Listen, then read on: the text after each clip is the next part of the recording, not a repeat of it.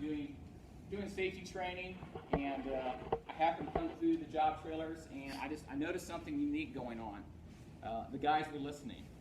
Okay, the guys were actually listening, asking questions, being interactive. He was doing something different than most safety trainers that I see go out there. He was talking about ergonomics, work and life, and how to live properly, how to stretch and flex, how to keep your body healthy.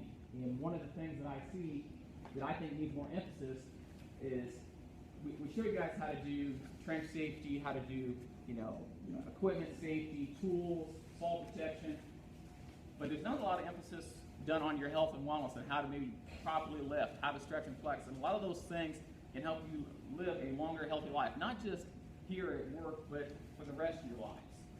And as we continue to see these soft tissue injuries, the shoulders, the backs, you guys are out there working. You guys are out there, using your bodies and hopefully not abusing it. And what he's going to talk about is some ways to hopefully keep you guys built up and do things right so that way you can live a longer, healthier life, not just here at work, but for the rest of your life.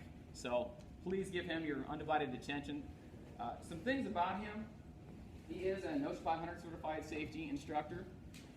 He is the creator of the pre-work stretch and warm-up for construction workers, which we're going to do today. That's right. I warned you guys all when I sent the flyers out. Be ready to be physically active today. Can I say something real quick? Yeah, go ahead. When I went into there, I'm 49 years old, turned 50 in June. I just started in this industry last year. I know nothing about construction. In fact, my resume was massaged just to get my foot in the door. Honestly, it really was. I don't know anything about the tools. But Ray Chisty, who was an upper management for Interfab, knew me, and he knew that I could speak and lead and get guys to listen. And he said, Darren, I don't care if you don't know anything about construction, please come into this industry just for a little bit. And so I'm brand new. So I'm brand new eyes, probably a really good perspective of what you guys have known for years and probably get a little callous. Everything was brand new to me, and I saw a lot of things. So, and the stretch and flex there was typical, 5 minutes. Someone who's, they named it the wrong thing and they were doing the wrong things, but at least they were trying. Not many of the guys bought into that. It was very productive.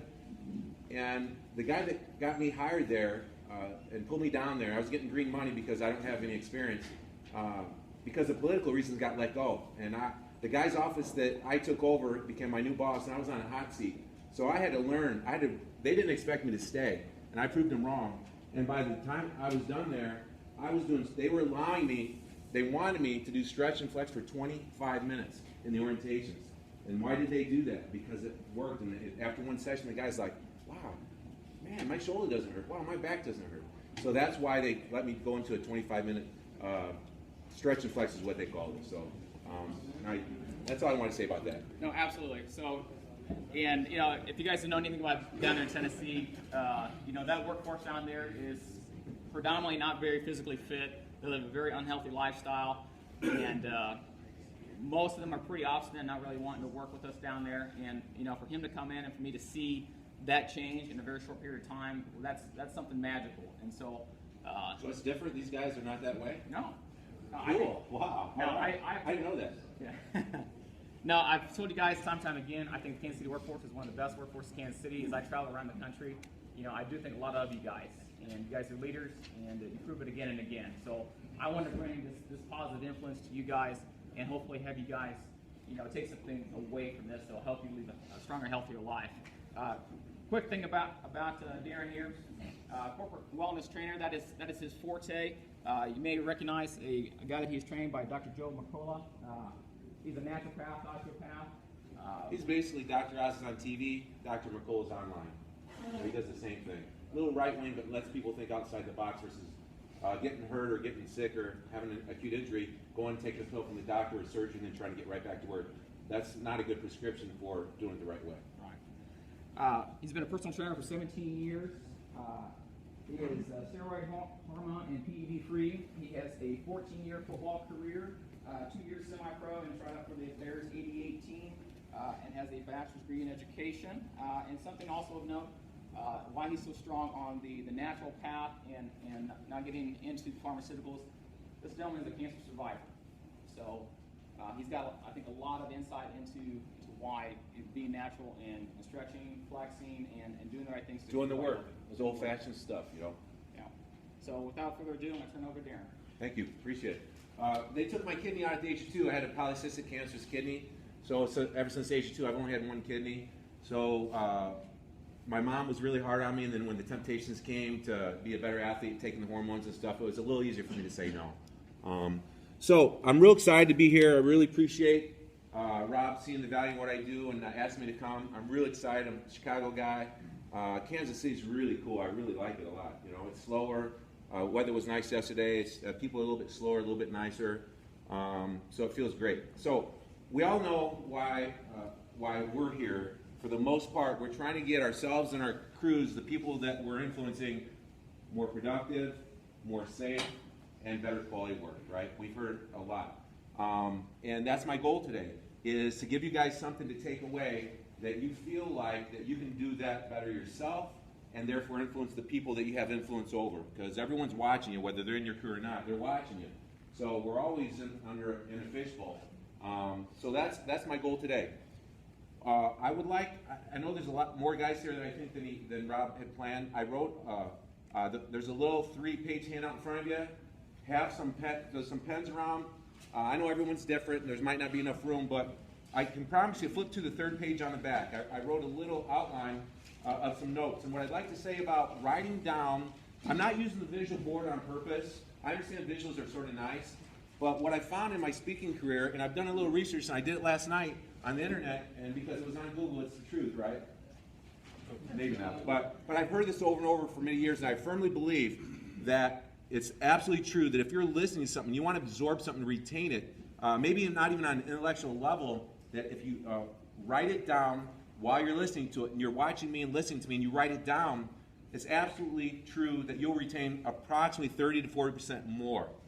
The weakest ink is stronger than the strongest thought, okay? The weakest ink is stronger than the strongest thought. And I read a couple of the studies last night, and one reason why is because it's not, even if you don't go back and read that note, because you are hearing me and you're thinking about what you want to write down. Obviously, you're not writing down all the words, but you're reasoning and rationalizing what you're going to write down, and that does something in your brain that helps you retain it. Does that make sense? So I know there's potentially something here that could radically help you change your ability to influence yourself and your crews to hit the big 3. Let's just call them the big 3. Productivity, safety, quality, right? So if you hear something that you like, write it down, okay? On these notes back here. And they even did a study that they said people who type notes didn't retain nearly as much because it's too analytical. It doesn't sink into the emotion. So, but when you handwrite it, it sinks in. So I want to talk a little bit more about me. Let's talk about my athletic career. I was raised in the country, nobody around, nothing to do, no computers. Born in '65, so we had Pong, right? Boom. Was Pong on the TV in '65? Maybe. That's about all we had. So I was bored. I had to get outside, right? I had to get outside and play catch with only had one kid within walking distance. So he's playing catch, and I got addicted to athletics. And at the age of 8, I begged my mom to let me play baseball. And it was a big deal because it was 9 miles to the school and then 9 miles back. It was a big deal to make the commitment. And so my mom's old school, raised with 10 kids in a 3-room shack in Paducah, Kentucky. So old-fashioned, old school. She says, listen, if you sign up for baseball, you're going to go to every practice, you're going to go to every game, you're going to finish the season. So she started teaching me those old basic traits that are really, really good.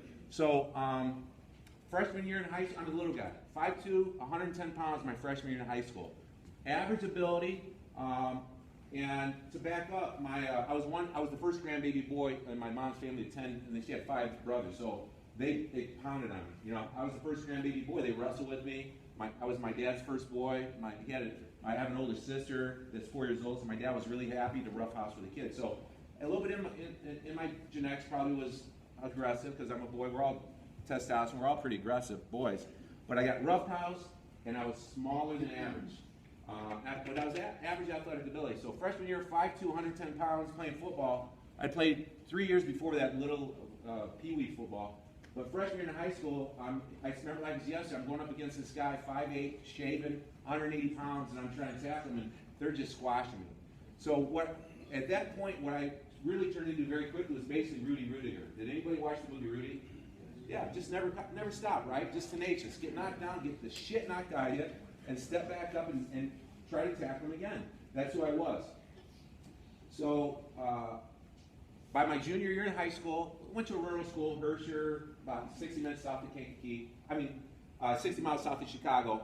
I grew into my body, 5'8", 5'9", 175 pounds, just an average sized kid. My athletic ability got better and better, and I've always had this, since I was a 5-year-old kid, this unique ability to inspire others to, come on guys, let's go, we can do this team mentality. You know, I've always had that, and I've honed it and I've worked with it over the years, and it's even better now. In that whatever niche I'm in, whether it's the construction niche or it's